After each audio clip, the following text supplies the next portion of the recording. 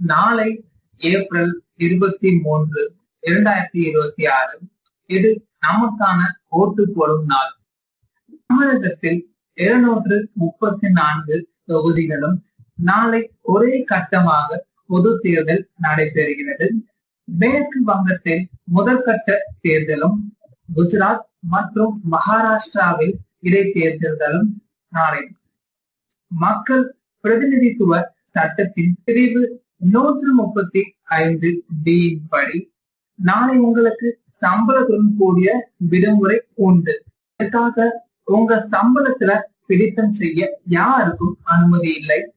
தினக்கூலி பணியாளர்களுக்கும் இது பொருந்தும். நீங்கள் உங்கள் தொகுதிக்கு வெளியே வேலை செய்தாலும் ஓட்டு போட உங்களுக்கு சம்பளத்துடன் விடுமுறைன்றது உண்டு.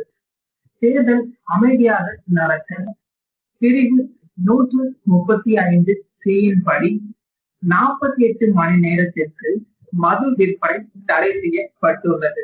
நாளை நாம போடுற ஓட்டுக்காக முடிவுகள் மே 4ஆம் தேதி வெளியாகும். உங்க ஜனநாயக கடமையை தவறாம நிறைவேற்றுங்க. நாளைக்கு ஓட்டு போடுங்க.